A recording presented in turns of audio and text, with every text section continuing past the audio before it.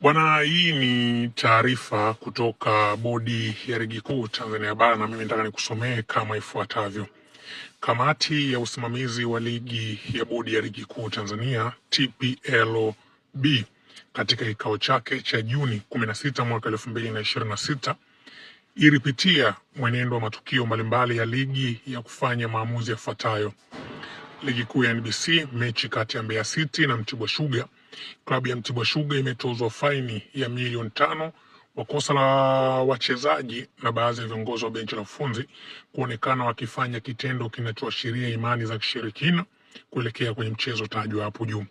Wachezaji hao na baadhi ya viongozi wa benchi la ufundi walijikusanya katikati ya uwanja na kuweka duara kuashiria kuomba dua, lakini mmoja kati ya viongozi alionekana akichimba vitu chini. Adhabu hii ni kwa mujibu wa kanuni ya 47 kifungu cha kwanza ya ligi kuu kuhusu udhibiti wa klabu. Mwamuzi wakati wa mchezo tajwa hapo juu, Liston Ihali kutoka Dar es Salaam, ameondolewa kwenye orodha ya waamuzi kwa mizunguko 5 kwa kosa la kuonesha mapungufu ya kiuchezeshaji yaliyotokana na kushindwa kutafsiri vyema sheria za mpira wa miguu. Adhabu hii ni kwa mujibu wa kanuni ya 42 kifungu cha kwanza ya ligi kuu katika udhibiti wa waamuzi.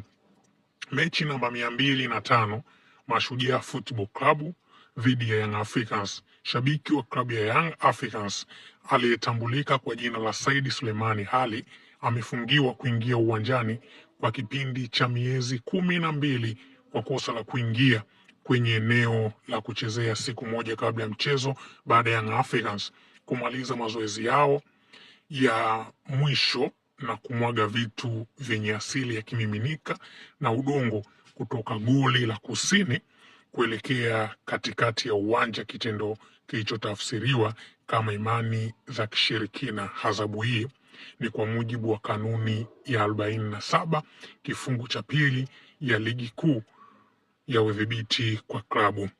Mechi namba 205 Simba Sports Club 2 Pamba Jiji 1.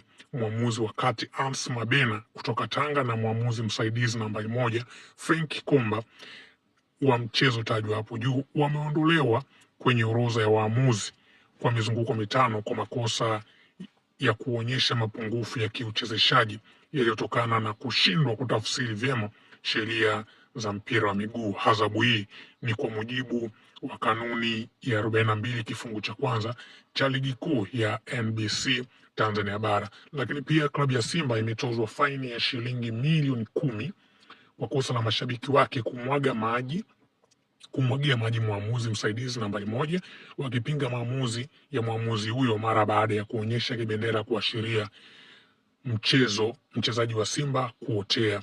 Ili ni kosa la kujirudia kwa mashabiki wa klabu ya Simba ndani ya msimu huu wa 2025-2026 wakitenda kosa mfanano wa hilo katika michezo 3 tofauti na kusababisha klabu kuadhibiwa. Adhabu hii ni kwa mujibu wa kanuni ya 47 kifungu cha kwanza ya ligi kuu kuhusu udhibiti wa klabu.